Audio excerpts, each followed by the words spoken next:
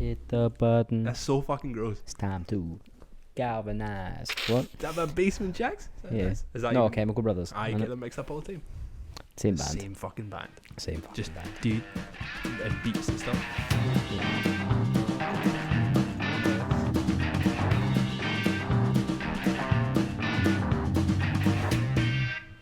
At least we could hear it this week. I remember. It has stopped. You can. Just vibing, bro. You're vibing, bro. Just vibes. I loved when you text me earlier on. You're like, we'll just chat. We'll have beers. We'll vibe. And I was like, Fucking vibe. fucking vibe. It has been a day. I Yeah, didn't what's win been the going lottery on? last night, so Yeah, that's just or depressing. the night for before. everyone. 184 million. You imagine being more rich than David Beckham overnight. How rich is David Beckham?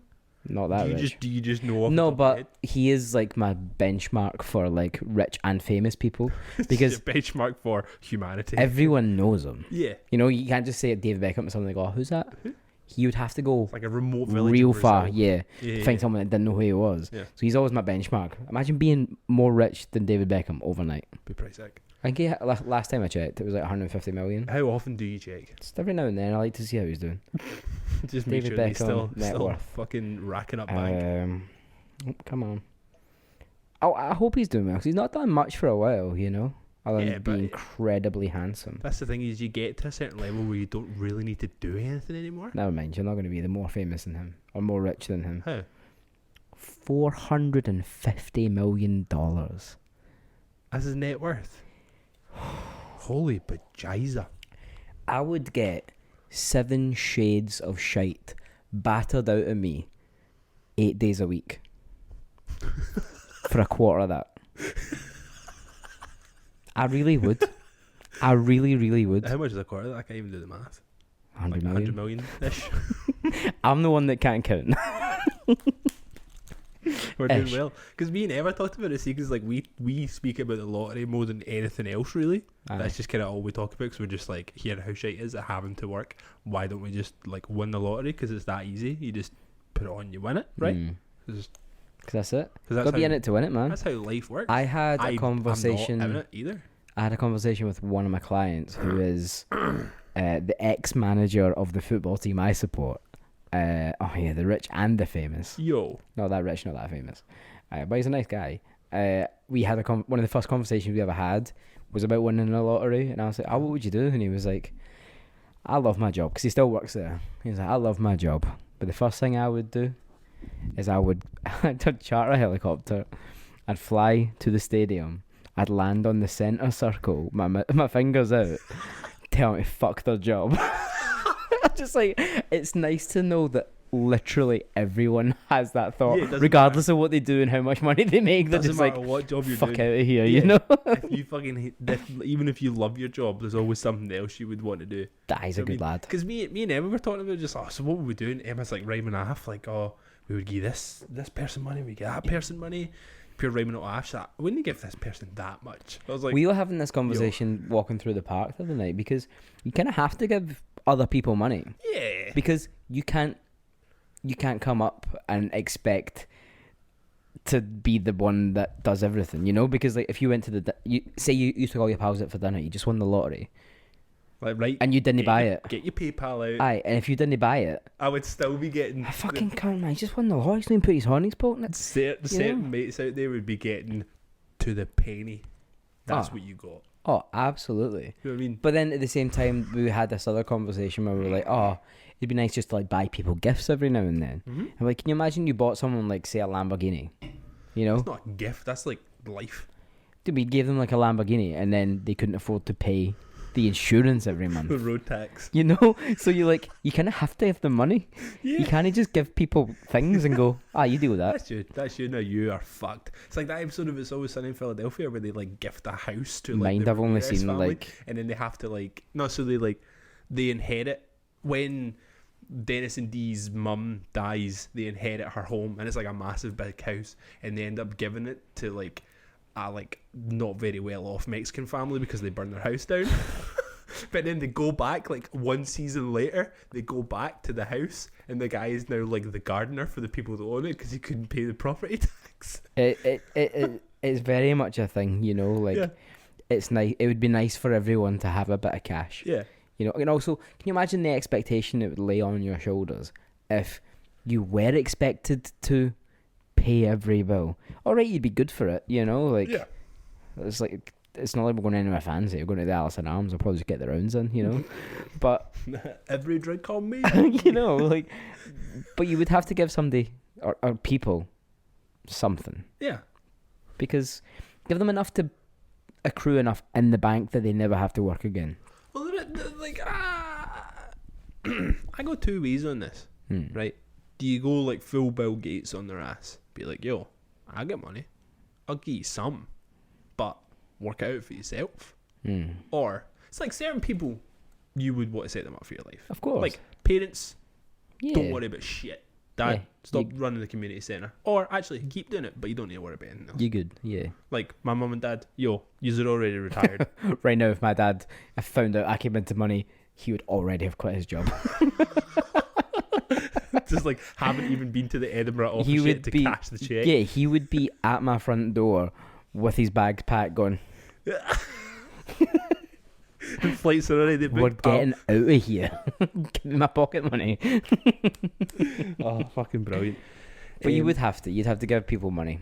Yeah, absolutely, man. And because all those people have set you up. And like, we've already had this conversation, like, you're good. You're good. I'm good. Absolutely. That's You're just top how- of my list. That's how it goes. Anyway, hello. Hi.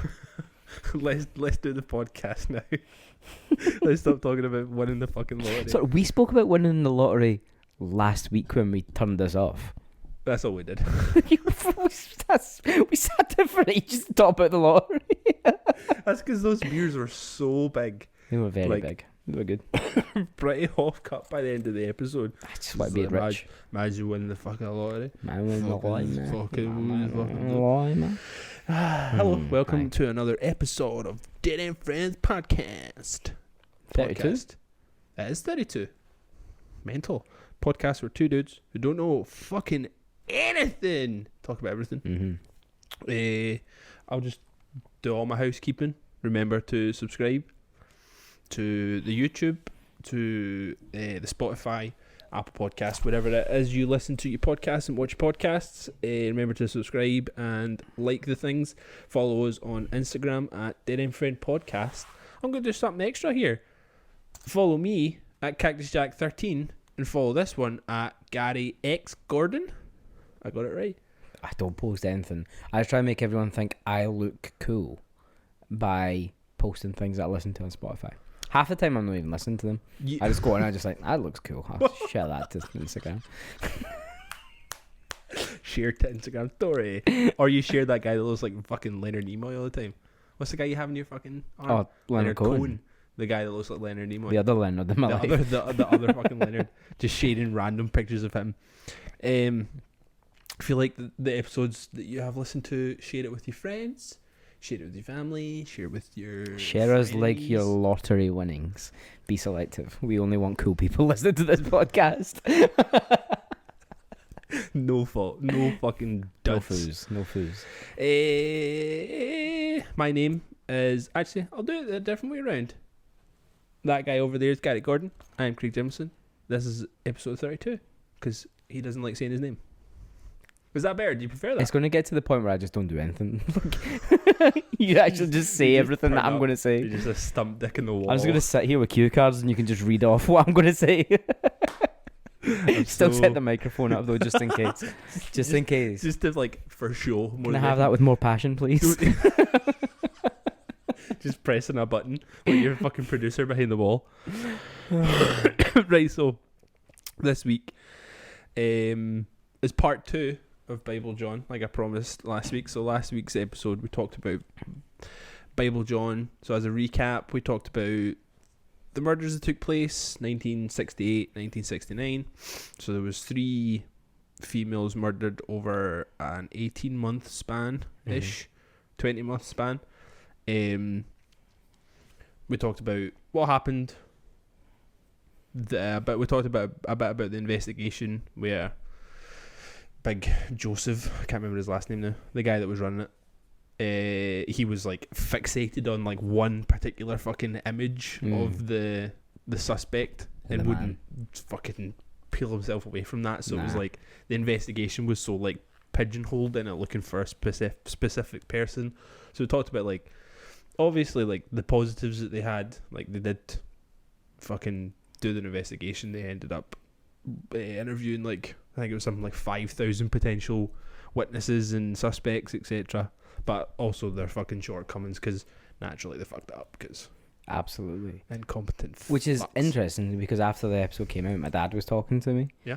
And he let me know that his auntie's like someone in their life, someone in his auntie's life, got arrested on suspicion of being Bible John. Oh, But not only did he get arrested on suspicion of being Bible John, he got arrested that many times that he got an official pardon from like the superintendent or whatever, being like, isn't he this guy? Gonna stop it? Like, stop bringing him in. so they kept like bringing him in, thinking we've got him. Not, but they didn't realise It was just that the same cunt that guy picked they up kept- God oh knows my how many God, times. man. Yeah, so he got like an official pardon, just being like, it's So not this it guy. was just like a card. He just Yeah. whipped out. He It's had like, like an official letter. He was like, please, sir. it's like in the Joker when he pulls out the card saying like I have a condition, I can't stop laughing. Aye. I Yeah. have a condition that looks like Bible John. Yeah, I just look like Bible John. I'm no him. I'm no him. I promise. Swear to God, I'm no him. I'm no him. That's fucking wild. It's wild, isn't it? That's Close to proper wild. home.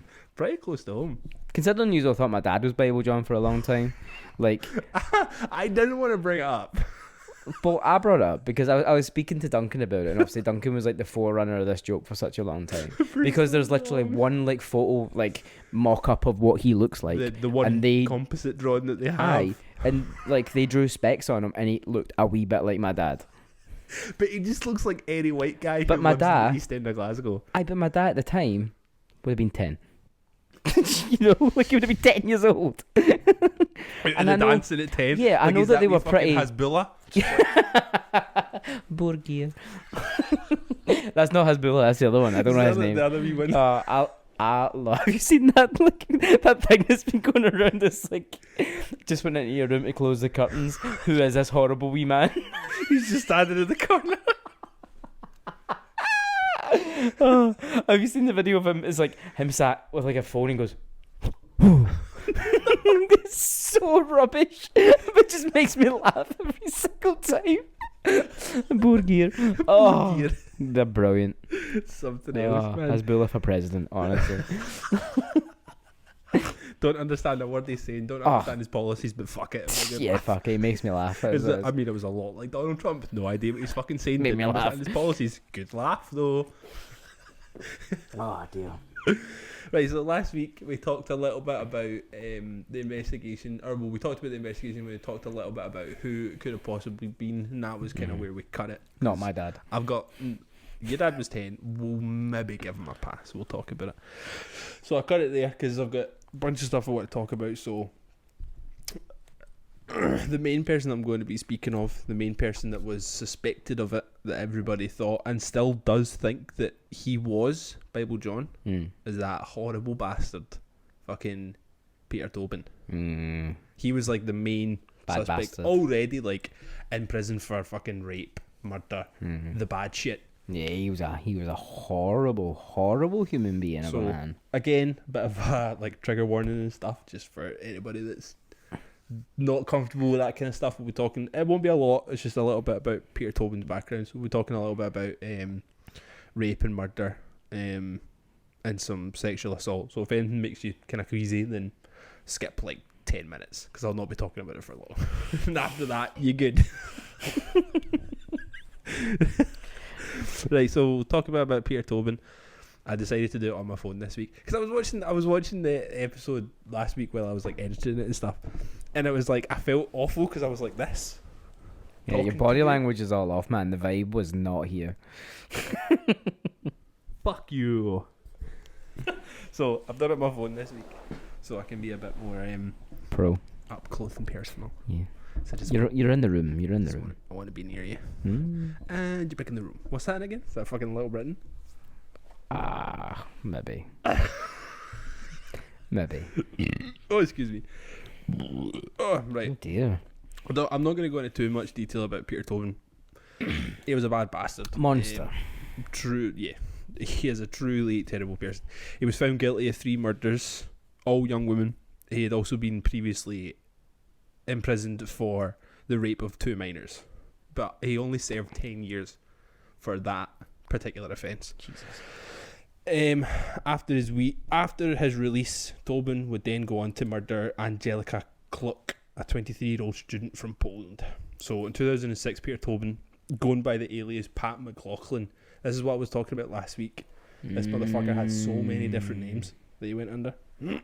So one of them was Pat McLaughlin. He was working in a church, just doing like maintenance jobs.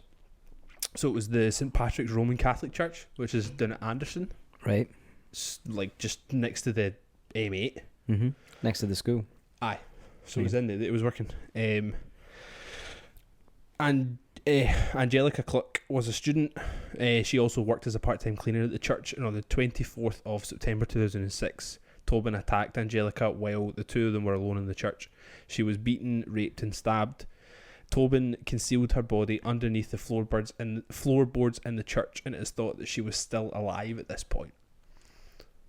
Oh. Gruesome. At least they didn't punch her to death. Wasn't knackered afterwards. That's how I could rip up the floorboards. And he was also like 40 years older by this point, so he was probably like, that's too much work. That's way too much work. I can't do it, man. The police caught up with Tobin in London because he had fucking fled. He was using another alias. He had actually admitted himself into hospital for having chest pains, but he was acting shady in the hospital. The police were called. They came up and they're like, yo, hold on. What's your name? Where'd you come from? What's your real name? So Tobin was found guilty of the rape and murder of Angelica, and in 2007 was sentenced to serve a minimum of 21 years in prison. While in custody, police started to look into Tobin's past. Police thought that the level of criminal sophistication in Angelica's murder added to Tobin's 1994 conviction of raping 2 minors meant Tobin could be responsible for many other serious sexual offences. Because they didn't have, like, there'd be shit that will have went Yeah. what's the word for it? Noticed? Yeah, unnoticed or reported. Yeah. Well, stuff that's kind of, so that was the thread they started pulling. Like, what else has this motherfucker done? Yeah. So the police investigation into Tobin's past was called Operation Anagram. This led the police in 2007 to an address where Tobin had previously lived in Margate in England. They found the remains of a 15-year-old girl buried in the back garden, who eventually was identified as Vicky Hamilton. It's thought that Tobin had abducted her while she was waiting for a bus. A few days later, police found the remains of a second body. This one was of Dinah McNichol, an 18-year-old student who was last seen hitchhiking. The two girls had been missing since 1991. What? Yeah. Oh my god. Jesus. So this is when it all started unraveling. Like, they arrested him for the rape of the 2 miners. He went in jail for 10 years. But they didn't really look into his past or anything else he'd done. Yeah, they're just kind of like, nah, that's you. Yeah, you're an awful piece of shit. Don't do it again. Bad man. Away you go back out. 10 years as well. Fuck me. But then after this one, they were like, there's too much went into this. He's thought about this too much. He's planned this almost too much. He's been able to react in a way that's like not a normal person would react after murdering somebody. Yeah. So I think that was when they went, nah, we need to like... Yeah, there's something to this. Yeah. We need to go and look at what else is going on. So the police suspected Tobin was involved in other offences, including the Bible John murders, but they were unable to obtain sufficient proof to bring further charges to him. Tobin himself, before his death, boasted of 48 different victims. Operation Anagram was wound down in 2011, and it now exists as a manned email inbox. Just didn't have anything else to go on. So emailed a guy email just sitting inbox. at a computer Just waiting for refresh. an email. Just F5. Fucking Amazon. Nothing today. God damn it. Just spam. Local serial killers in your area are waiting to talk to you. Hey baby, what you up to? In the year since his conviction, Tobin had been the focus of many books and documentaries. He moved across England and Scotland for most of his life, using many aliases in the process. A key proponent of the Tobin is Bible John theory is criminologist Professor David Wilson, who I mentioned last week. He's the guy that wrote the book. He he wrote the book detailing the connections he had made between Tobin and Bible John. In 2010, the book The Lost British Serial Killer, co-written with Paul Harrison, the author of Dancing with the Devil, as mentioned last week. Wilson's book makes numerous connections between the behaviour, aliases and figures of speech shared by Bible John and Peter Tobin, including Tobin apparently becoming aggressive to his former wives during their period. So that goes back to the 3 victims of Bible John, all on their period when they got murdered. The links are compelling, though evidently not compelling enough to prevent the co-author of Wilson's book writing his own differing account of Bible John 3 years later, alleging an entirely... the man was on... He was chasing that paper. That's all that was. He was like, there's money being made here. So his book, 3 years later, he claimed that it was a police officer. Which is, if I'm looking into it, Peter Tobin is obviously, everyone's like, he's a bad man. So he's easy. If he was like a scapegoat. Yeah, but... Oh. Right, okay. All right. Now you take your time. We'll just bill you for the time later on. Mm-hmm. Who have you got there? Who's that? Ballerina Bunny. Ballerina Bunny. Nice. Why she got that name? Why don't you take your cup into your room, babe? Just put it on your table. In case you need more. Night night. Bye. See you in the morning. I need to soundproof my door again. Don't work with kids, you know. Only one fucking... Well, she could have walked in at a worse time, you know. That's fine. Yeah. You could have been in the midst of it. We're just talking about some guy making money. You know? Unless she's just been standing outside with a glass at the door. And here's my moment. Showman, really. Unsuspicious. But no, it does feel like Tobin is a bit of a scapegoat. You're like, oh, you already did all this horrific stuff. That's what happened there. Yeah. I definitely was horrific and awful. Horrific stuff. So people were just going, it could probably be you as well. Yeah. Yeah, I think not that I feel bad for him, but I'm just like, right, it was a fucking awful human. Yeah, you're a crap bag of a person. But again, it could just be like what we were talking about last week with the investigation being pigeonholed and finding one person. Everyone just gone, this guy. Like, they deliberately put all of the focus on him to detract from the fact that, like, I maybe just watched too many shows that talks about, like, police and government cover-ups and stuff. So I'm just like, it's a fucking police officer. Because I put too much attention on so much other stuff. Yeah. Instead of investigating the possibility that it is from the inside. Yeah. So, that's where You never want to admit that, though. No, you never would. It's like trying to admit that a family member. Like, because that's how the police see each other. They see each other as, like, one big family. Do you know what I mean? So it's like, that would be tough for me to turn around and, like if you were to just come out that you were fucking, like, murdering and fucking raping people, I'd just be like, nah, not him. Nah, not this guy. Nah, this guy, not this like, guy. We broke bread. Lives. We enjoyed meatballs.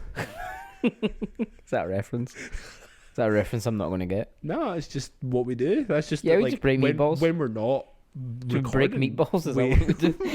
I said broke bread, dude. Breaking bread, eating meatballs, and just spitting bars. Spitting bars, that's what we do. All we do. Day to day. On the daily, you dressed like fucking Eminem. He needs like the Jason mask. I was hoping for like a cool fucking reference and hit me with fucking like Marshall Mathers. It was Marshall Mathers or Mario, so pick one. I would fuck with Mario, dude. You know how much I fucking love Mario. We do love Mario. Tobin's possible identity as Bible John is contested by his first wife, Margaret McIntosh. She says Tobin couldn't be Bible John because she believed the two of them were together on their honeymoon at the time of the second murder, which seems pretty conclusive. That's conclusive. Yeah. But the talk of Tobin being Bible John magically refuses to go away. It's almost like somebody's agenda to push it. Yeah. Maybe. I think I'm reading too much. God, I can't believe you're into such a sympathizer. Right, so at this stage it's worth mentioning another potential suspect known as John White. So former police officer Les Brown claimed that in 1969 he arrested a man outside the Bannerland Ballroom. So this is where the victims allegedly met their killer. Yeah. As talked about last week. The man was seen arguing with a woman he had met inside the ballroom. The man, says Officer Brown, acted suspiciously upon his detainment. He provided a false name and address. When pressed about his identity, he revealed his real name and address, but an officer who outranked Brown ordered he release the man, as he did not possess the overlapping front tooth, which was believed to be a key identifying feature of Bible John. So again, he Straight didn't back look to like the photo fit. it didn't look like what they believed was Bible John. Another shortcoming. Like, in this day and age, that motherfucker would be getting brought in and getting questioned. Yeah. And getting, not interrogated, getting questioned, at least to like It's the same flesh out thing. his story. Because, as a person of interest. Yeah. Back then, they were like, nope, we know. Not him. We know better. Like, the We know fucking, way better. the guy who was running the investigation claimed he would know Bible John when he saw him. Hate that shit. Where am I? Some years later, Brown conferred with a colleague. This detective colleague told a strange tale of a man he'd arrested outside the Bannerlands following an altercation some years prior. He had needed to take his prisoner to hospital to have a head wound looked at, and the man escaped out of the hospital. The escapee had given his name as John White. His story appears, Brown's story appears credible, and he rose to a very senior rank in Detective Chief Inspector, though it appears the real name of this man the two officers independently detained is just lost to time. Brown further claims the murders stop after his arrest of John White, and that White lived in the Gorbals area of Glasgow with his mother. The claims were investigated in 2005, but nothing more is found. So, John White for the Gorbals. Know him. Know the man. Apparently. Could be. Could be. So, that's the kind of Peter Tobin stuff. He was the main guy. John White was another one that was kind of like interesting enough for them to look at. I saved that. So, I'm going to ask the question. Who is Bible John? Well, it's no my dad. It's no John White. It's no Bob Bain for Bishop Briggs. That was a guy who had the But thing. yeah, I think he's dead, so I don't have to gathered that. mention him. Like, it's fine. Fuck him. Nah, fuck him. But who is he? Who is he? So a big part of the Bible John case is trying to establish the facts, the decades. Are you going to tell me who he is? Yes, this is like that was a rhetorical question. Like I have the answer. Oh, you have the I've answer? done my research. I went and found him. Oh my god. This podcast, honestly. I didn't. Well, The decades that have passed and decades have passed, and repeated books claiming to bring new information to light have just muddied the waters. We're left with the reality that there is seemingly no definitive description of Bible John's appearance, because everybody has a different idea. Everybody who wasn't around back then has their own take on what he looks like. it was basically a man. Yes, That's about all we have. a white man who lived in Glasgow. With a Glaswegian accent and red hair, maybe. Maybe red hair, because other people said it was brown. So the two things that we know for sure is he was in Glasgow and he was white. That's all we know for sure. Oh my god. And a man, I guess. 3 things. Yeah. Well, you never know. You never know. I don't You want never to know. misgender him. Exactly. Might have identified as something else. There's even a disagreement as to his use of biblical quotes. It is not known for certain just what his knowledge of the scripture was. just like phone book John. He just kept like hitting out with numbers for the phone book. Yellow Pages Peter.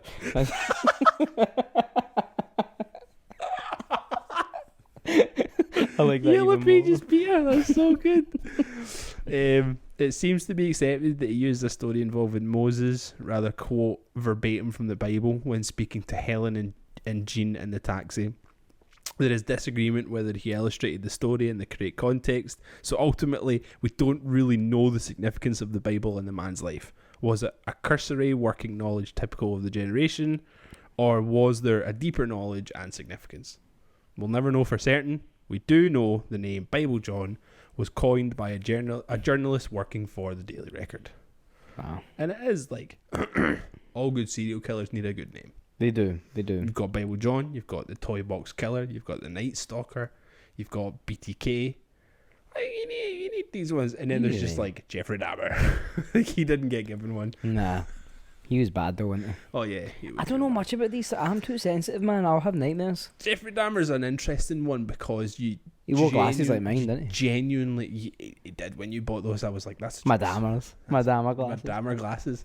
You can't help but feel bad for Jeffrey Dahmer, even after all the shit things he did, because he's just a fucking loser. Yeah. He's such a fucking loser. You can't help but be like, oh, I feel so bad for you because you're just such a shitty fucking Was life. it Jeremy Renner that portrayed him in like a film? Did he? I'm pretty sure he did. Did he? I'll Google. I'll You Google do- real you don't quick. Google? I do a Google. You don't Google? Jeremy Renner. Another guy from Avengers films Oh. did another guy. He did the Unabomber. Yeah, he played Dahmer in the film of the same name in 2002. Oh. There he is. Nah, he's too handsome. Young Wow. Jeremy Renner is handsome as shit. Yeah. Now, I don't know, they look a little bit similar. In the way that they don't. But but they kind of do.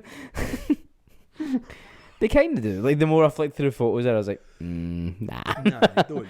Jeremy Renner is Jeffrey Dahmer. Just because his name starts with a J. That's probably what it was. It's just like, yo, how close are you to Jeffrey Dahmer? You know, start with a J. 72% on Rotten Tomatoes. 5.6 on IMDb. I don't really care about what IMDb says, but I'll go with Rotten Tomatoes. 3.4 out of 5 on Amazon UK. Who else is in this film? No one. It's just Jeremy Renner. There is It's like a solo no piece. one. Oh, It's did I like know that this film guy? that Tom Hardy's in, but it's literally just him driving a car. Have you seen that? Say again, sorry? The film with fucking Tom Hardy just driving a car. No. That's the whole film. Oh. Him in a car. Is that the one where he's got the German accent? Fucking, I've not seen it. I just know that's the I thing. might have made that Or the new up. one that's just come out on Netflix is just Jake Gyllenhaal on a 911 call. Oh, The Guilty? That's That's a it. remake, isn't it? I have no idea. It looks hella good just because Jake Gyllenhaal's in it. And he's got shaved hair and he looks so goddamn fuckable. Like, it's insane. Did you see him when he was at like that? Oh, the guy that plays Senator Kelly in X-Men, isn't it? Bruce Springsteen? Davison? Let me see his face. You know the one that turns into the sponge? Oh, the one that like he goes through the fucking bars. That's so gross, and he turns into like a jellyfish and Makes me washes feel up in the physically water. sick. It's fucking so gross. Those films don't hold up, by the way. Oh, they do. No, they don't. Oh, they do. They don't. Because it's like, but when was that? Like fucking 2002? 2000 and ish, yeah. Like, for That's the height of his fame. that time, CGI. Yeah, but they don't hold up now, is what I'm saying. I mean, if you, when was the last time you watched a Pirates of the Caribbean film? Never seen any of them. Right. Okay. Never mind that. So, Peter Tobin. So Peter Tobin is dead. He is dead, thank God. Where was that? I have no fucking I idea. don't know, man. We started talking about Jeremy Renner. Right. Sorry. Right. Yeah. Jeremy Renner is the killer. He is Bible John. We fucking cracked it. He played Dahmer to throw us off the scent. The killer seems to have some preoccupation or fetish involving menstruation, and many conclusions drawn would be speculation. but it is thought by some that Bible John liaised with a number of women during the time and only killed those on their period and who refused to have sex with them. But we don't know that is true. But that's kind of why I theorise he's just a horny fucking bastard. He could be like a priest. Because there was a mad thing about like menstruation in the Bible. It was just the way you said priest there. It was like priest.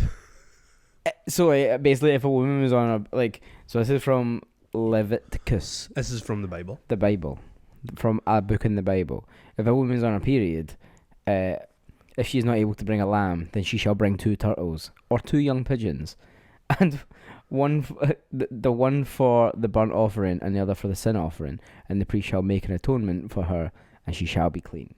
So maybe it's just like, I'm gonna fucking kill you because you didn't bring me a turtle. Aye. Bible is so much bullshit. I would like to think that that's what he's actually talking about. Whack. It is so whack. It doesn't even have a good ending. You know, we all die. That's so shite. Have you read any of the Bible? I've read these 3 passages here where they mention turtles. I googled turtles period the Bible. This is what came up. What's the other 2? They're from the same book, or one's from the same book.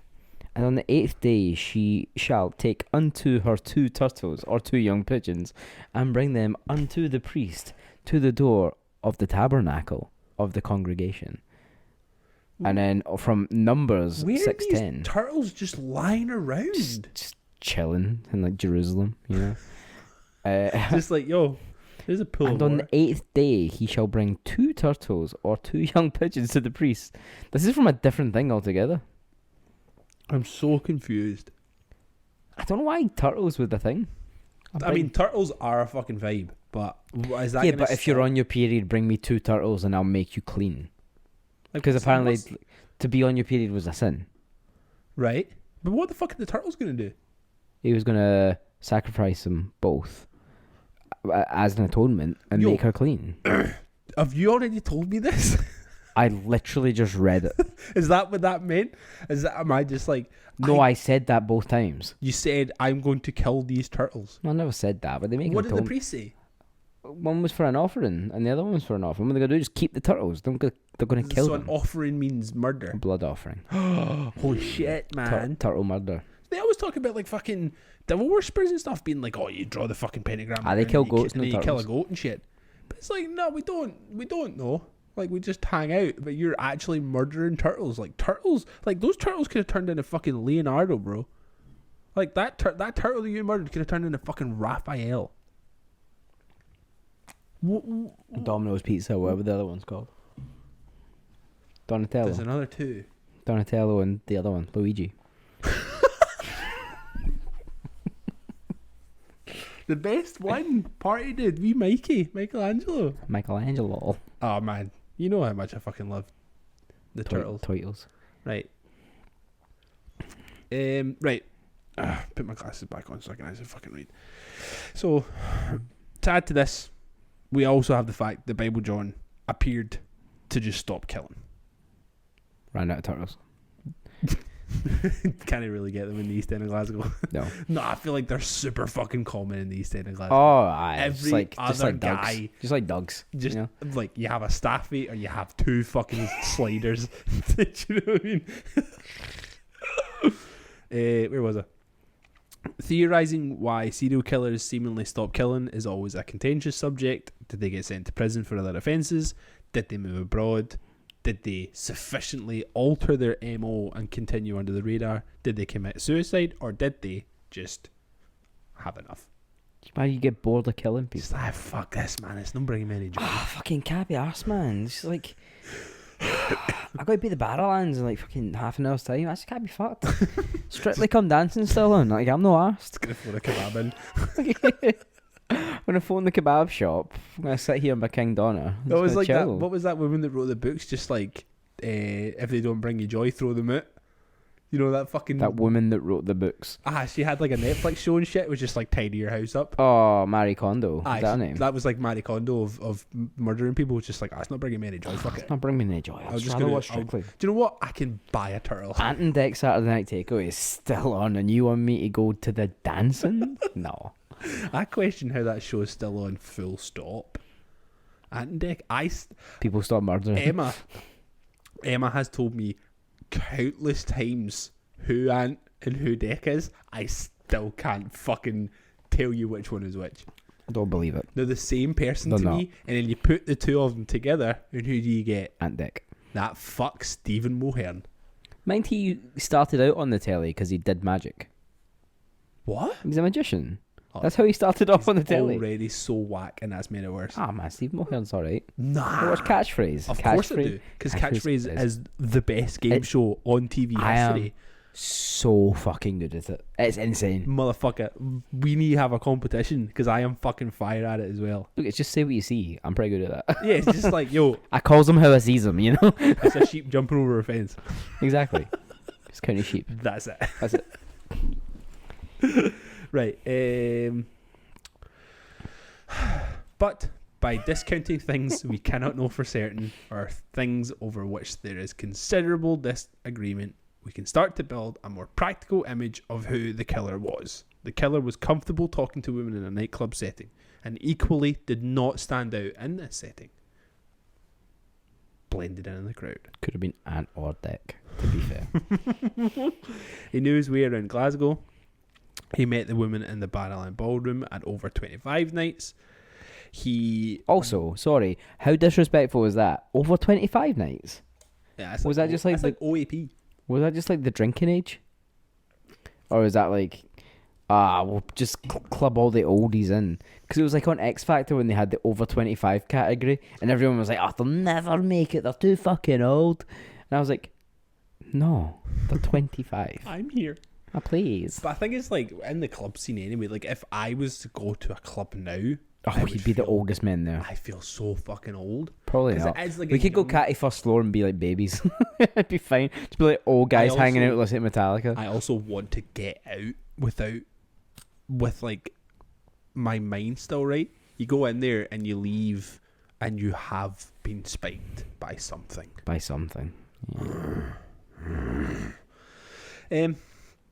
He walked the victims home and attacked them when they were close to getting home. He's able to overpower them. He punches and kicks the women repeatedly. These blows are mainly directed to the head and face. He sexually assaults them. He uses ligatures to strangle them. The ligatures in the latter two murders were made with the victim's tights. An item such as a belt was likely used in the first murder. He had bitten the leg of his last victim, and her sanitary pad was deliberately left under her arm.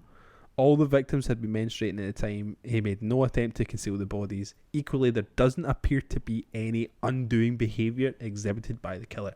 If anything, he looks to have left the bodies in indecent position, perhaps with an intent to further degrade the women. So there was so much like rich, raw things that they should be pursuing, but it got so fucking difficult to see through all of just the fucking muddy shit. Like people's opinion, people's fucking political views, everything getting piled up on top, that was like almost so difficult to see. Why didn't they like look at the dental records? But I'm guessing, is that a thing? Would they have done that? Have I watched too much CSI? It is a thing to identify people, but if they have their dental configuration on record, so if you have had like, if in old like an older point in your life you have got like braces, then they need to take they a have mold. to take a yeah. Or if you get like veneers, they need to take a mold, like all that kind of shit. So if they have that, but back in the 1960s, And if you had a wonky tooth and you were planning on killing some cunts, you probably wouldn't do it, would you? yeah. So you could just nibble on them and be like, yes. So I don't know what like the kind of identifying, like I know that DNA wasn't really a thing until like the 90s, I think, when it like, DNA profiling started becoming a thing. But And, then I again, know- it was I just know you they just had to could- have your DNA on file as well. Wasn't Yeah. it? It's like so like, but it's got to have this. Yeah, Got to have this. it's depending on so many fucking layers. Yeah, that's But rubbish. like, I can't help but think that they just royally fucked that up. Yeah, Like, the I cunt feel could like still be kicking about. I you feel know? like they have had this person either in their grasp, Yeah. or they've had the guy's picture on a table somewhere in the fucking police station. And they went, nah, his hair's too, like, not ginger. Aye, his hair's too fucking like thick, or he's not got the dodgy tooth, or just something like that, and they've just completely discounted the person that they were looking for. So you don't know who it is? No. Fuck's sake. I thought we were going to get to the bottom of it. I thought that was the whole point in this. No. I told you at the beginning of I the have last integrity. episode, unsolved mystery. is Until the now, words that I used. I don't like that. Do you know why? Because I've been duped by so many documentaries. I sit and watch, I'm going to learn today. And I sit and watch it, and then I go, oh, so they think that's a thing. Yeah. That was like that one that was like... So that's what you've just done to everyone? No, because everybody... No, you've just done that to everyone. No. That was you. No. Mm-hmm. I It's all... explicitly said at the start of last episode, unsolved. You said it was unsolved, but I thought by the end of this you'd have solved it. You just got to work harder. I had a week. You had a week. Because it's been going on since the 60s, bro. Like, there's information. Get it. It's too muddy. There's too much information. I can't do it. Right. Just some final thoughts to throw out before we wrap this up. I swear to God, one of these better be the killer's name. It's Peter Tobin. Okay. It seems that eyewitnesses agree that Bible John was between 25 and 30 as the crimes occurred in 1968 to 1969. We can infer an approximate date of birth of between 1938 and 1943, even allowing for a few years either side. Bible John, if still alive, would be in his 80s? 80s, pushing 90. By this point. So it's not totally unreasonable to think that he may now be dead. Yeah. People do live I'd believe nowadays, but maybe the only way to solve this is going to be through some kind of GED matching or DNA matching. Criminals have been apprehended in the UK with familial, is that how you say it? Family links and I can't even say this word, man. Genealogical, yeah. Smashed it. databases. However, it said that DNA samples linked to Bible John have long since degraded to beyond the point of having any value. So, because they did at one point have a semen sample from one of the victim's tights, Right. but that's just like it's just grey matter on the floor at this point. It's just a stain. A bit like Bible John. Peter Tobin totally appears to be a good suspect. There is circumstantial evidence which points very strongly to Tobin. His ex-wife's statements regarding his sexual violence and aggression towards them during their period. Mm-hmm. Tobin seemingly used an alias similar to the name allegedly mentioned by the killer, and that he was living in the Glasgow area at the time of the first two murders. He's also a convicted serial violent sex offender and murderer. Yep. So, that does kind of... He does that tick across. some of the boxes. There are factors that point away from Tobin being John. He'd be both on the young side at 22 years old and short side. Many eyewitnesses accounts. Peter Tobin is 5'6" to 5'7". A lot of people were saying that this He's guy pretty was tall. A lot of people were saying that Bible John was like 6 feet or above. Oh, he's even taller. Yeah, he's pretty tall. God. Also, he has dark hair rather than the red or fair red colour or browny colour. Are these discrepancies outweighed when compared to the compelling nature of the circumstantial evidence? Is it too common to attribute unsolved murders to apprehend serial killers? And then there's Tobin's first wife claiming of him being with her on their honeymoon during the second murder. So he was in Brighton, 465 miles away from Glasgow at the time of the murder. Wow. So Jean Langford, who was the sister of the final victim, she passed away in 2010. Her family state that she did not think Tobin was the man she shared a taxi with that night. Wow. In the years since her sister's murder, Jean attended over 300 identity parades, but she never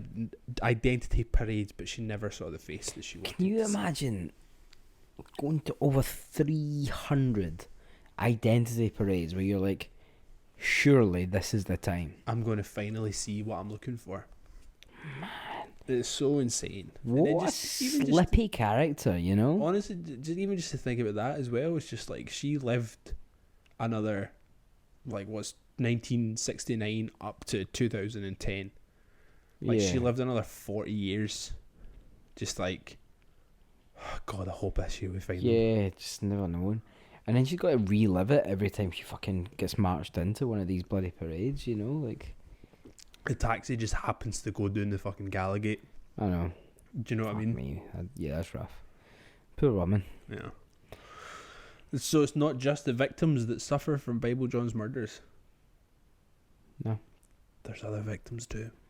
There is. We need to think about, because you need to think about the fact that, like, at least two of the women, I can't remember if the third was, but at least two of them were mothers. You hear Turbo at the door?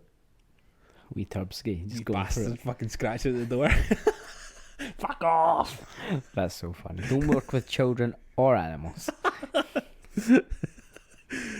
Right. Bible John's ominous epithet and an unidentified status means the murders will long feature in true crime annals. Bible John sounds enigmatic. The name exudes a mystique and has a power over imagination. I was like, what were we saying? Stop Like, trying to make him sound sexy. every good serial killer has a good name. Like, the Night Stalker is the most baller fucking name. Obviously, Yeah. Richard Ramirez, bad dude. Hella bad, dude. Hella bad dude. Hella But bad. Night Stalker is such a fucking good name. True, cool. It's cool as fuck.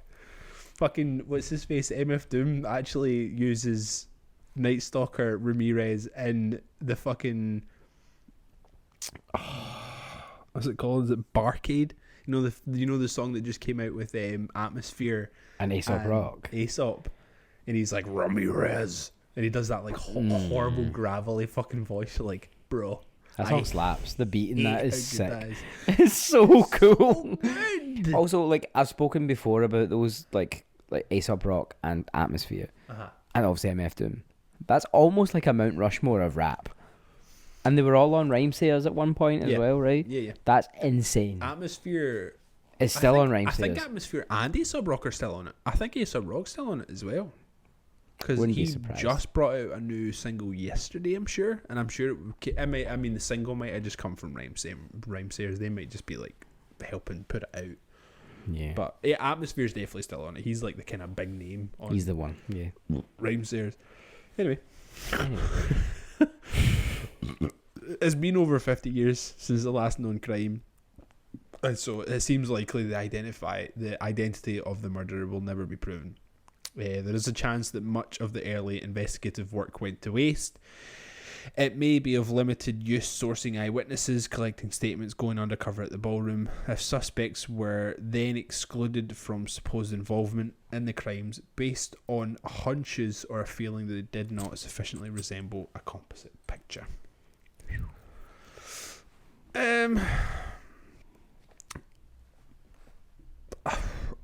I have issues with Tobin being the culprit.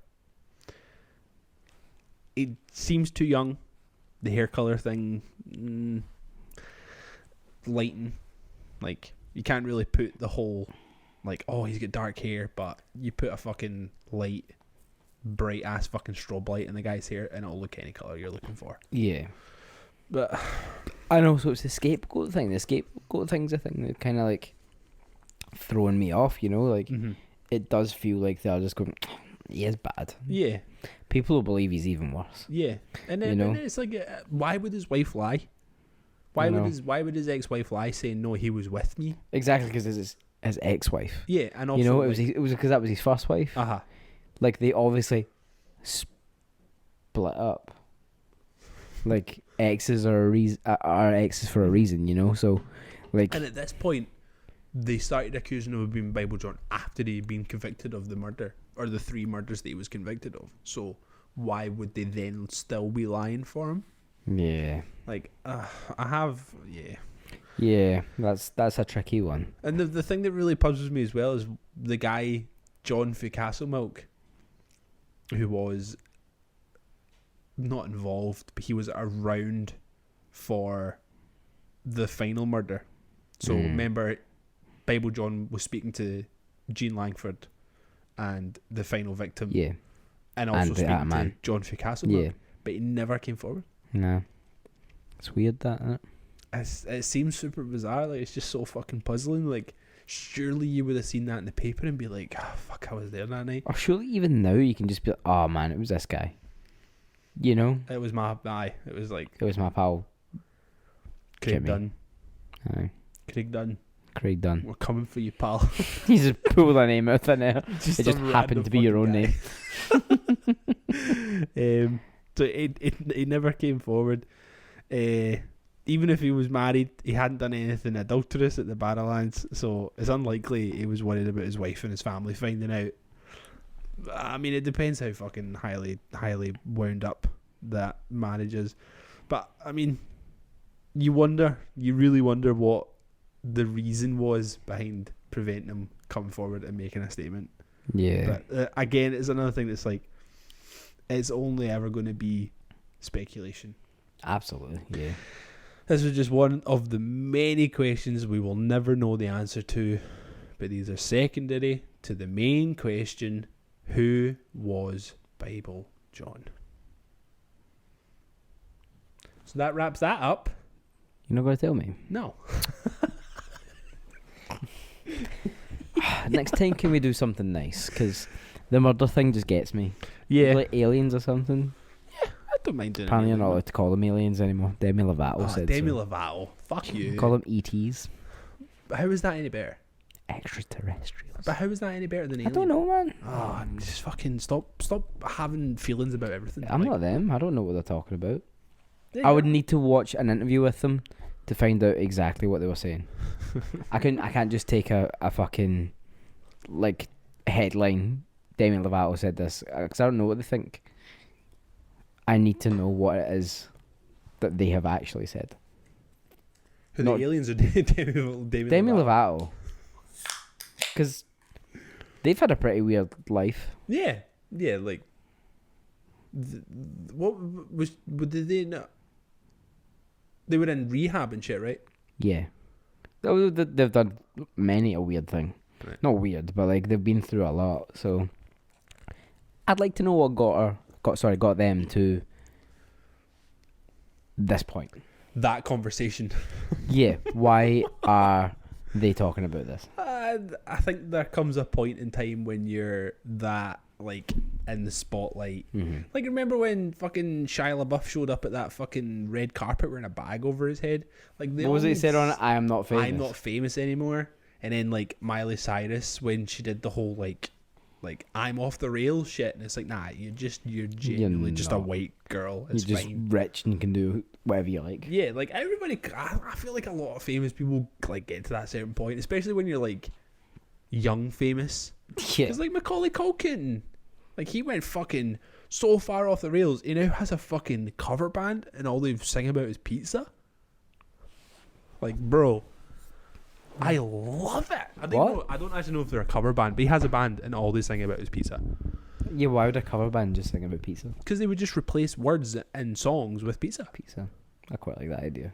Ah, Macaulay Culkin, I fucking love that guy. It beats writing lyrics. That's pretty good. That's pretty good. Oh, Anyway. well, that wrapped up fucking part 2 of Bible John. It didn't really end on a good note because We still don't know who we he still is. don't know who he is. Craig was meant to figure it out, and he just apparently didn't have time. Like, Just in amongst like writing stuff, like trying to pretend to do a job, look after my kids. I just couldn't fit in like, who was this murderer? Just couldn't it's find the name, unacceptable. Right, motherfucker, let's talk about the playlist. Right, Motherfucker. this week was quite nice. I really fucking enjoyed the choices this week. One of yours I skipped. Oh, wait, hold on. I want to see if I know which one it would be. I reckon you'll guess what one is. Why? Why would you skip that? Because it's whack. Man, it's such a good song. No. It was on a Tony Hawk soundtrack, Don't give a shit. so it was good. I don't give a shit. Okay, well, the first track, which isn't the one you skipped, No.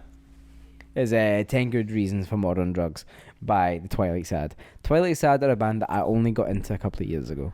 I haven't listened to them until today, and I went and looked them up because I was like, that guy sounds like he's Scottish. Yeah, they're from Glasgow. That's fucking sick. They are incredible. Yeah, I saw really them. like that song. I saw them support The Cure in Bellahouston Park like 2 years ago. Wowza. They were so loud. Yeah. So loud. They played with Mogwai and they played with The Cure and they were still louder. They did a Frightened Rabbit cover and I cried. The entire time. Yeah, because he cried. He cried on stage. Were they like pally? Yeah, I Twilight think Sad everyone in and like the Frightened Scottish music scene at some point has been friends with Frightened Rabbit. Right, That's just okay. how it works. I think everyone has a story about Scott Hutchison like having a drinking story with him, you know. Yeah. I remember I tweeted about how good their set was, and the singer's dad liked it on Amazing. Twitter. Amazing. But his handle was the Twilight Dad, and it just made me laugh so much. Just thought, like, I love you've like that shit. leaned into it, you've steered straight into the skid. My favourite one with that was, do you remember fucking Steven that ran Struggle Town? Mm-hmm. So his Instagram handle was always Struggle Dude. Yeah. And then when he had a kid, he changed it to The Struggle Dad. Yeah, amazing. Love that. Shout out Stephen Hill. He is Shout an out Stephen Hill. incredible human being. Fucking fantastic human. Yeah, it's off the album. It won't be like this all the time, I'll need to listen to that album because The album's really great, like that song. and it's bonkers. Like it's just all over the place, and yeah, it's it's really very like the rest of the stuff isn't electronic really shit. like that. Right, okay. It's more loud, just heavy guitars. Cool. But they're really, really cool. yeah, give it a shot. The next song, which is the song you skipped, Yep. is "See the World" by the Cooks. But man, it's such a good song. Nah. Did you have you ever listened to this song? Yes. Do you I listened to wanna it see earlier the on. world? Do you wanna see I'll the be world? honest with you. I made it about halfway through. Do I you tried. wanna see the world in a different way? Man, it gets stuck in my head every time I hear it. But every time you listen to the Cooks, all you hear is No. no. I don't listen to the Cooks. I listen to this one song. Not a bullshit. You get Cooks posters in your fucking bedroom. Plastered. So the next song is "Back in the Day" by Ahmed Lewis. It's just a good song. I hadn't Back in listened the to it. day Listened to it when I earlier on. was young, I had it on when I was cooking my fucking coconut and lime pasta. I was just like, It's just a vibey song. just fucking chopping up my garlic, just It's- vibing. It's just good. Yeah. It's just one of those songs that every time I hear it, I'm like, oh, that's a good song. You can just put it on. You do. You just like you let it get You're in it, you know? intertwined with your fucking whatever's going on inside. This is the remix, but I reckon the remix is actually the more known version of the song. okay. I think it is. I didn't know when you until listen to I it. listened to it today. The next song I put on is "You've Seen the Butcher" by Deftones, which is without a doubt the sexiest song on the entire planet.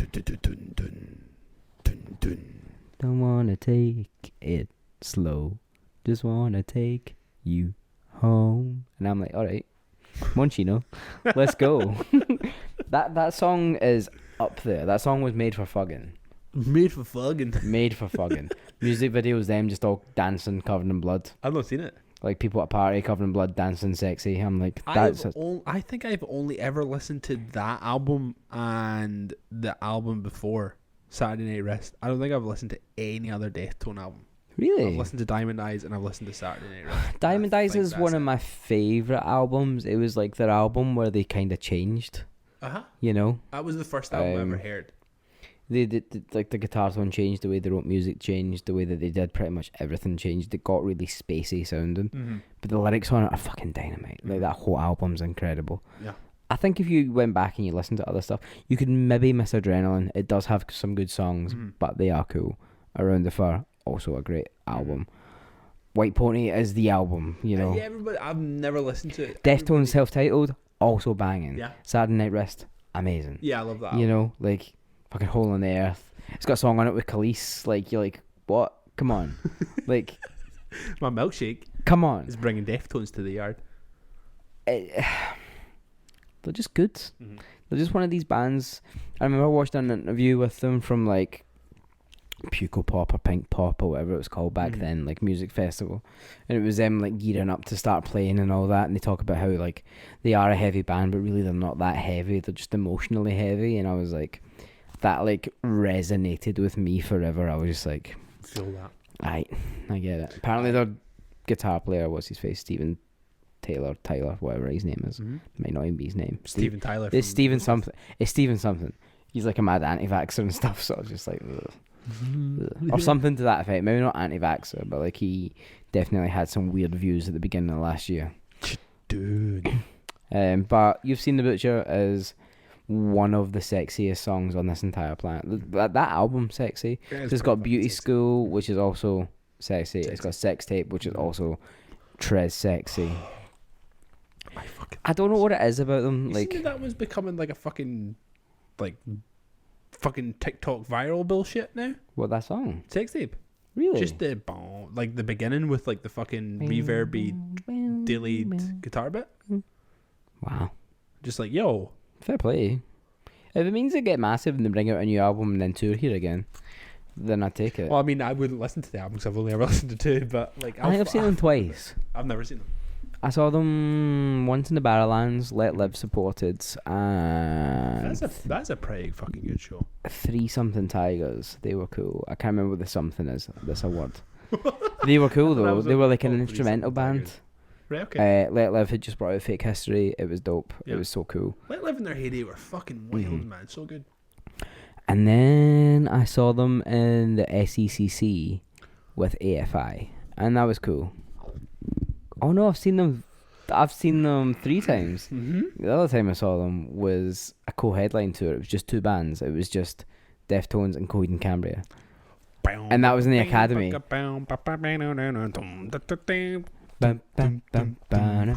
Man, they were incredible. Like, they both played like 2-hour-long sets. Fuck me. Claudio Sanchez is a fucking genius. Oh, he is.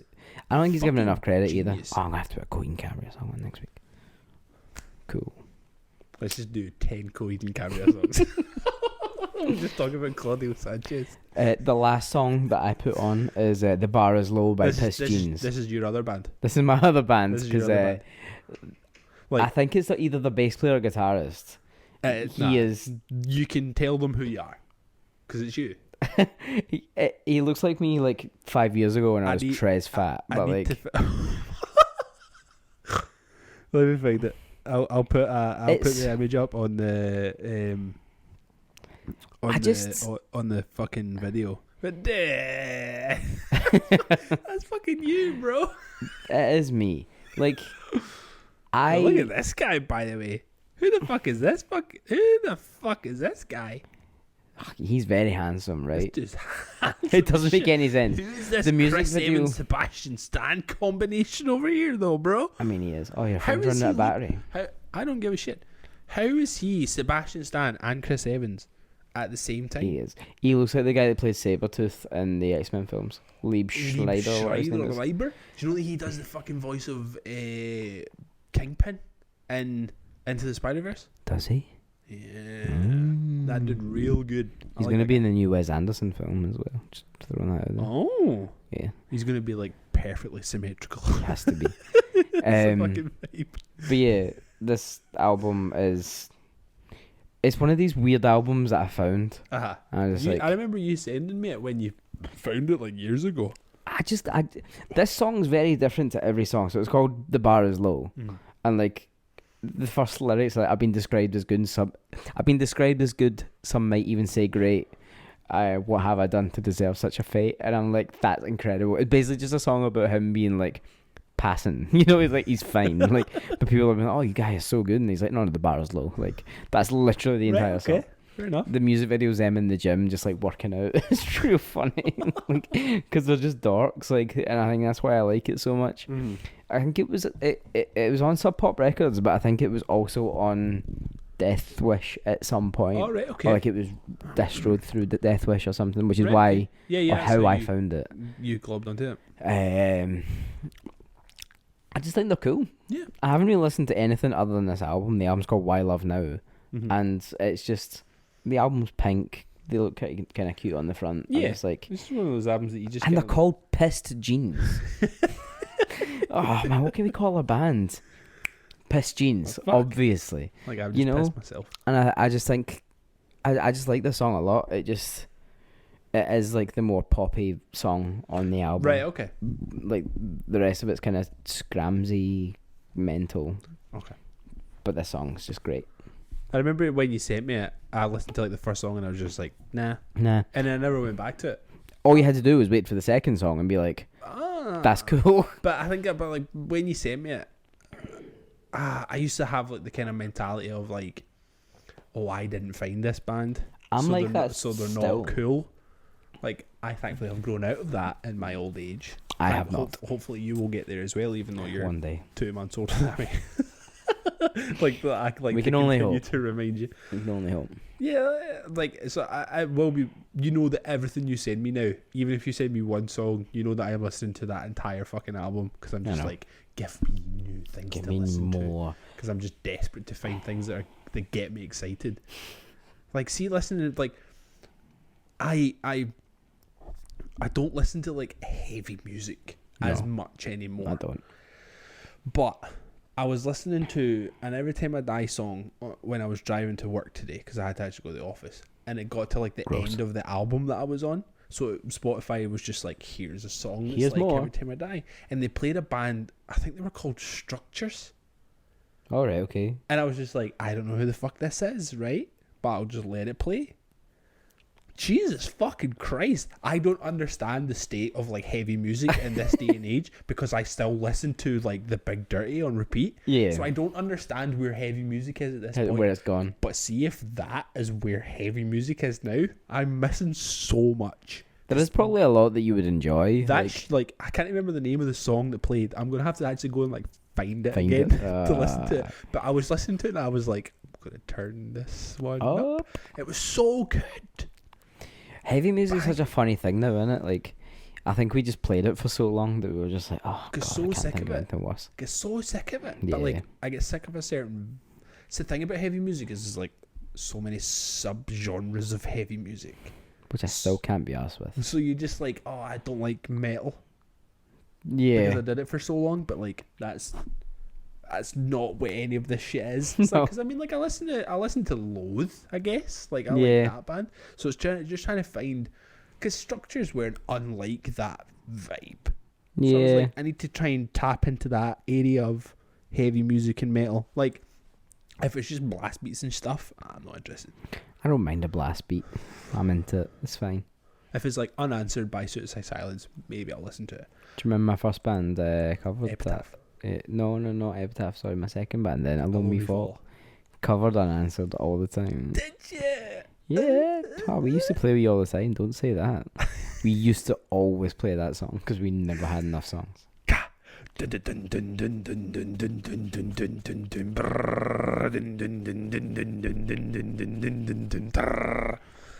Go on then.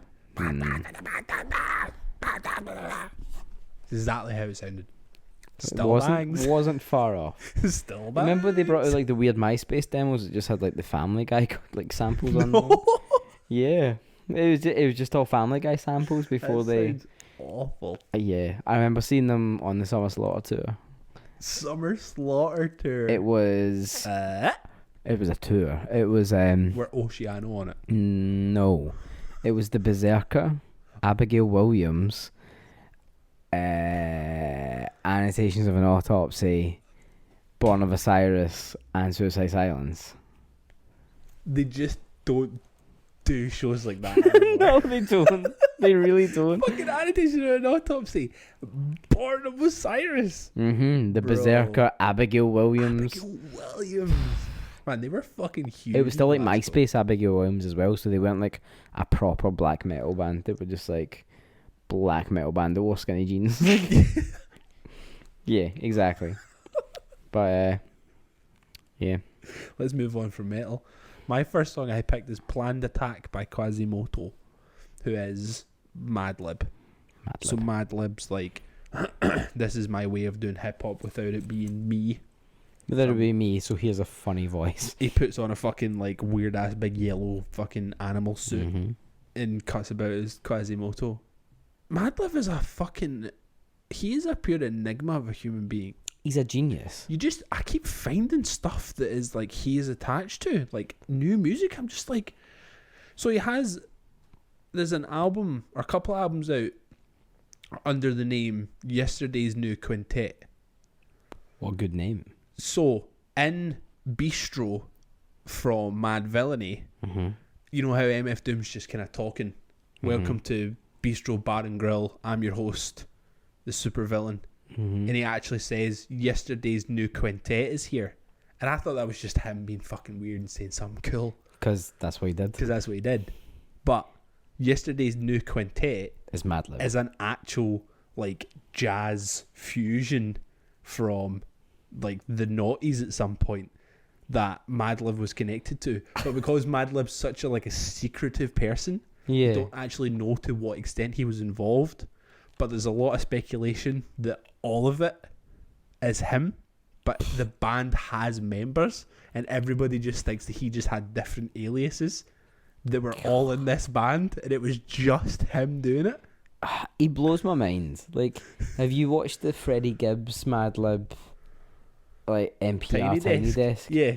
And the bromance is so real. He's just sitting there with a fucking vintage drum thing, and he's just but fucking there's a real nice moment in it when Freddie Gibbs is kind of oh, I kind of owe everything to this guy. Yeah. And it's so nice, and I just remember them Freddie Gibbs putting his hand on his shoulder and Madlib just touching it, and I was like, that's a real moment, bruh. That's so nice. Me. But that's the thing is Madlib from so many things. You get Mad Villainy, you got all the shit that he did with fucking Jay Dilla before he passed. What was it? I can't actually remember what they called themselves. Was it just J-Lib, I think they called himself? You've got the fucking Freddie Gibbs stuff with him. He's got Bandana, Pinata. I love Alfredo, the album that Freddie Gibbs did with The Alchemist, because I love The Alchemist, but Pinata. See, Bandana for me is up there. Oh, really? Above Pinata, yeah. Fuck. I think it's just I've listened to it more. Right, okay. But when it comes to Crimes Pays, I'm just turn it up. I love that tune, this is so good. They work so well together. I think, but that's the thing is I remember I actually went and had to have a look at it. So Madlib was kind of primarily known as a hip hop guy. So he had loads of stuff that he was either the producer of, or he was doing Quasimodo stuff. But he actually took years away from hip hop. And one of the projects that he did was Yesterday's New Quintet. But it's almost just what else is out there that isn't anything to do with hip hop? He called himself Madlib, There was kind of peaks of it last year when he brought out that album that was just a bit Sonic nuts. Engineering. Yeah, it was so I was listening to an interview with Fortet, the DJ. Yeah. And he was talking about how him and because obviously Fortet remixed Mad Villainy. Yeah. And obviously they know Madlib very well, and they were chatting, and they were you need to bring out a listening album, not an album that's just cool or beats. It's an album you've got to listen to, which is what that album is, because it spawned so many different genres of music. There was real African drum beats. There was drum breaks. There was fucking just noise, and you were what is going on? Yeah. And apparently it was called Sound Ancestors. Yeah, so it kind of fits into that. Absolutely. So it was I love the idea of two producers sitting down and just talking about music and being so now what?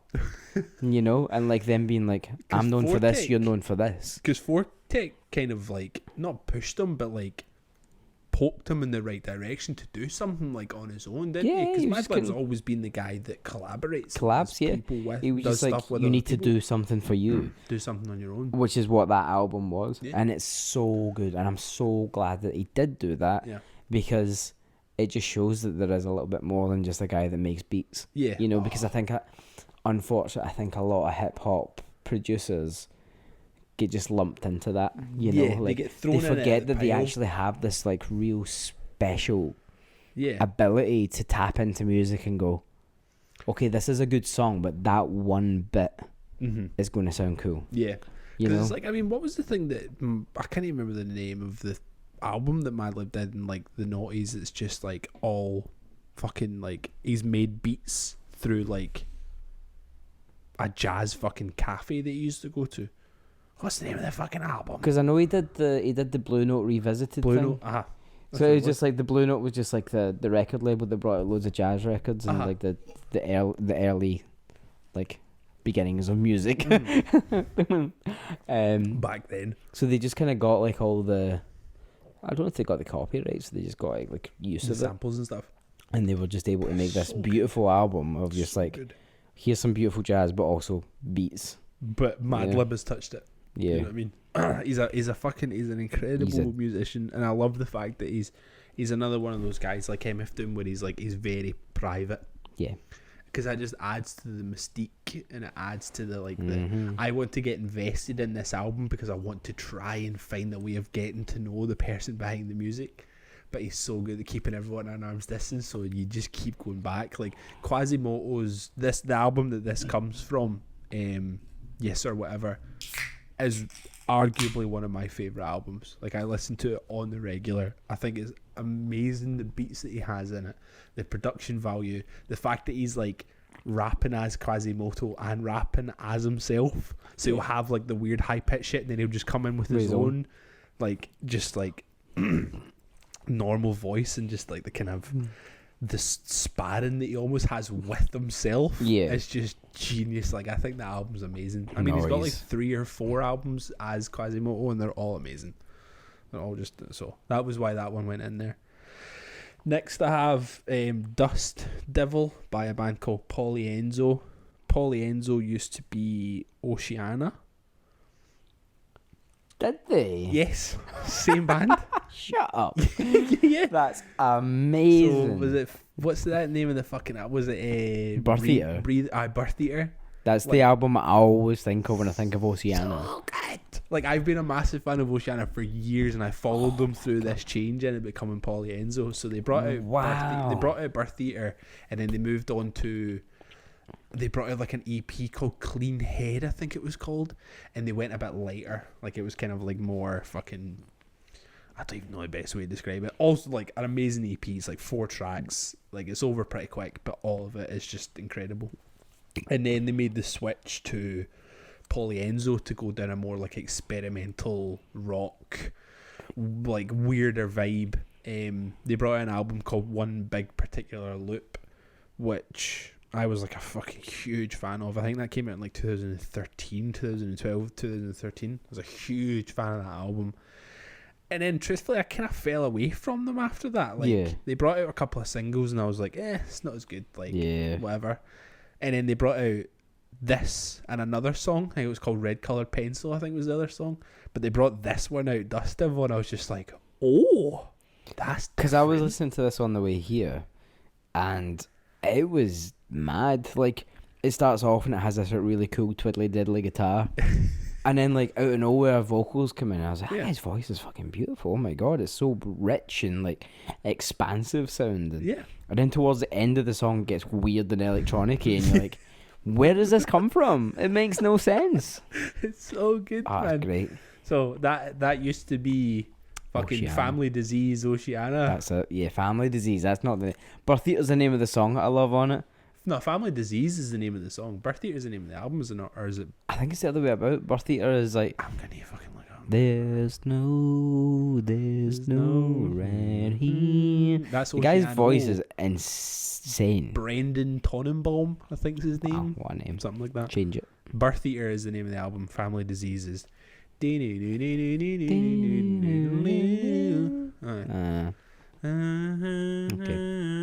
Okay. He's got a gorgeous voice.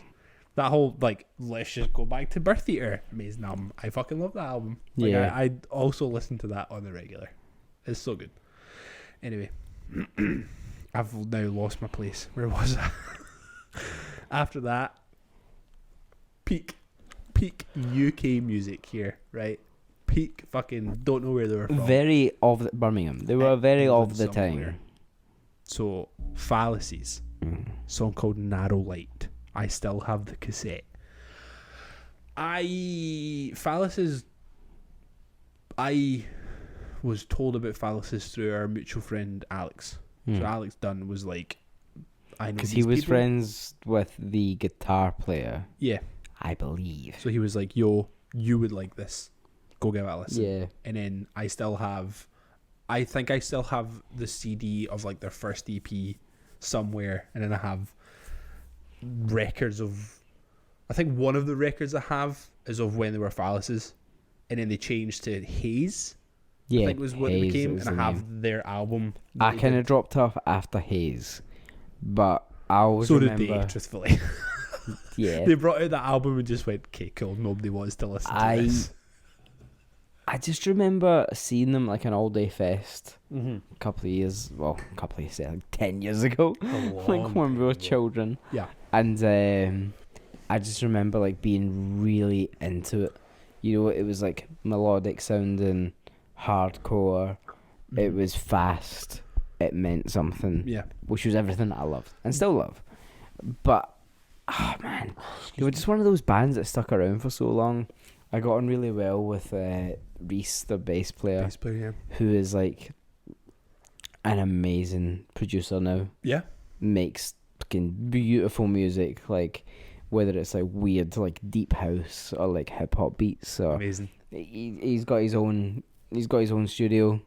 I can't for the life of me remember what the studio was called. We'll find it. We'll find it. We'll put it up.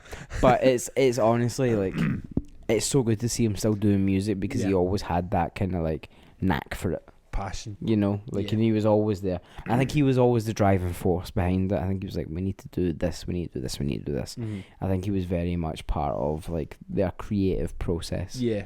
Which was amazing. But they were such a good band. So fucking good. I remember good. I remember seeing them play live a couple of times, and always just being like so blown away by like how they formed their music and how they put it together. Because they, like you said, they managed to infuse like kind of like heavy punk stuff almost with like fucking shoegaze. Yeah. And you just sitting here thinking like, what the fuck? Like, how are you doing that? They were an incredible band. I loved them up until they stopped really doing anything. Narrow Light, I remember listening to it when I was working. First time I ever listened to it.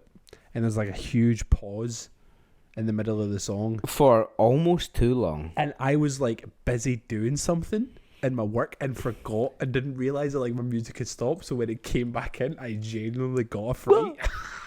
Because I wasn't paying attention that like it had stopped. Do you know what I mean? It's honestly an incredible fucking band. Like I say, it's very of the time as well. You know, like you don't hear music like that anymore. Nah. You know, Reese's studio is called Bay 10 Studios.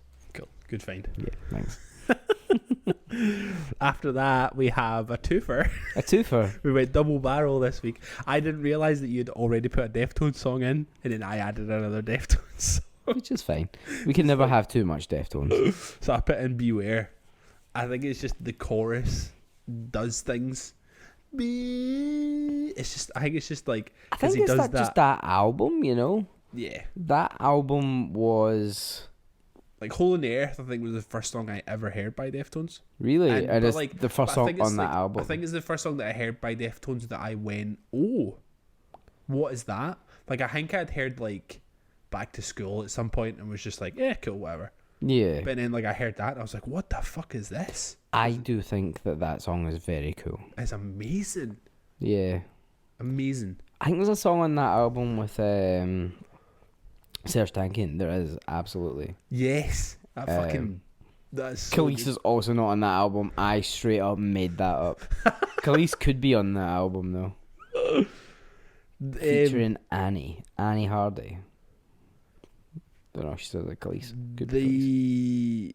That song particularly, Beware. I think it is just like the chorus. Like I think it's the delay in his voice and stuff. It's just he's got one of the most unique voices of that genre. Like the heavier I side of like music. it's like he's emotionally whispering. heavy. Yeah. And he can hit every range. He can scream at you. He can sing at you. He can be gravelly and low, and he'd still touch a nerve. You know, like Can I mean, like, even like ends. Back to School. You know, like he raps. It does. He does rap, and he's good at it as well. Yeah. He's got great flow. He's got great cadence. He knows what he's doing. Like he clearly has been involved with it, you know. Excuse me? Why are you playing? But Chino Moreno is an absolute fucking genius. Yeah. He just is. He's a proper fucking artist. Yeah, he is, and he's cool, you know. I always remember, like, I think he's got his finger to the pulse quite heavily, because he shared, like, Lol's music video. Oh, really? Yeah, like, Two-Way Mirror, like, and obviously they draw massive influence from Deftones, especially on that song. Yeah, just that whole album, you can hear Chino Moreno on that album. Yeah, and, like, for him to, like, be sharing something of a band who are, let's face it, 20 years younger than them, he's still in it, you know. He's still very, like, oh, fuck, music is cool. And Deftones, I don't think have brought out a bad album. There's not an album that I'm like, I don't want to listen to this. Right, okay. Adrenaline's maybe the only one where I'm like, whatever, you know. Like it's on, whatever. But like they just get it. Yeah, They do. Like they never stop giving. yeah. I found Deftones because of my big cousin. My big cousin fucking loves Deftones. That's amazing. You know, and she put me onto them Uh-huh. because we have very similar like taste in music, especially when it comes to like that era of like new metal / metal. You Right, know, okay. like she's like still dead into like Slipknot and Korn and all that kind of stuff. It was like my first exposure to it. Rock. Yeah, but like Deftones, man. They just That's it. Deftones, man. Take that to the bank. they just rip. The last song I have is Poetry by the RH Factor. The RH Factor is a jazz band. I can't remember the guy that fronts it. Fuck.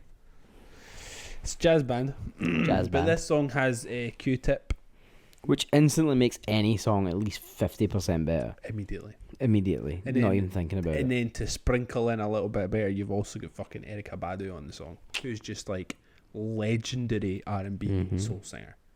Legendary. So that song, like, it's very long, but it's so fucking vibelicious. How long are we talking? Because I I've think not it's like listened to it. 7 minutes. So you've put a 9-minute long song on and a 7-minute long song. Who do you think you are? That's insane. It's so good, man. Like, I remember I was actually on BBC Radio 6, Obviously. and I was just like, what is this? I had to like Siri it, hello? Who is this? And put it up to my fucking radio. Radio Just 6 bangs, man. is like... I know it's wanky to listen to Radio 6. No, it's wanky to listen to Radio 2. Let's be honest. But yeah, but Radio 6 is wanky. But I love it, truthfully. Like, Yeah. I always find Marianne Hobbs is just a genius, you know? you have influenced so much of my life. She's so cool as well, you know? Like, she's Like, you're been talking about involved. Chino Moreno being on the pulse. Oh, man, Marianne Hobbs. Like, The All Queens playlist on a Tuesday, you Yeah. know? Like, come on. Like, she gets it, you know? Marianne Hobbs definitely gets it. She understands where it has been, yeah. and she understands where it's going. Yeah. And she's playing it before anyone else. Yeah. Like, she really is. Like, I always go back to that one show, like, that I listened to where, like, started with David Bowie, Sound and Vision, Yeah. and then within an hour she was playing death metal. I was like, how have you done that? It's 11:30, like, in the morning. Come on, you know, like, she's really cool. She's been involved in so many things. Obviously, she used to be like the resident like dance DJ on Radio 1 Right, at okay. one point, I believe. But then she's even done stuff with like Oliver Arnolds and Nils Fram, who I both love, you know, Yeah. like beautiful composers. They did a 12-hour long concert at the Louvre in Paris. Of course they fucking did, man. You can't go one episode without talking about fucking Paris, dude. But she got up and she started reciting a passage from the Book of Tao. right? And it was all improvised, everything that was happening on the stage. She was facing the audience. Her back was to Oliver and Nils, and their backs were to her. So they were just like in it. She basically just got up and started reading this passage from the Tao, and just had to decide, this is the moment. This is the moment. Because they were improvising some fucking beautiful thing. Wow. Oh, man. That's impressive. Shanna got me for my birthday, for my Christmas. she got me a poster of that. Oh, really? Of that concert. That's cool. I've just not had a chance to get it framed, Get it but I'm framed for fucking it. buzzing to get it framed, That's man. fucking class. It's so cool. Like, I've seen Neil Strand live before, and he is just genius. Yeah. Like, he had like 11 synthesizers on the stage, and he played all of them. Like, at some point or another. That's so much brain You know. power to know what each of them fucking does. Oh, That's absolutely. so much fucking brain power. I just But yeah. don't have it. Marianne Hobbs, she gets it. She's dope. You know, I like everyone on Radio 6, you know? Yeah, like even that fucking pie that does a Saturday, like, you fucking asshole, but like, Who, Huey Morgan? yeah, that fucking Huey dickhead. Morgan's a bit of a But he dickhead. plays amazing songs. does Like he play. plays fucking Denzel Curry and shit. He does. It's like, And then you got like Craig Maybe- Charles, Funkin' Soul Renegade. yeah. Who else you got? Ezra Furman was on tonight. You got Gideon Cole. You Yeah. got Tom Ravencroft, Lauren Laverne, Lauren Magiro. Laverne. You know, like Lauren Laverne does the fucking breakfast show. She also does the narration on a show on CBBS that my kids watch. Amazing. Iggy Pop has a show on Radio 6 as well. You know? Iggy Pop's a fucking questionable character. Obviously he is, but whatever. Like it is what it is. Deal with it at this point. He's been famous for longer than he's not been famous. You know, That's very true. like he's no saint.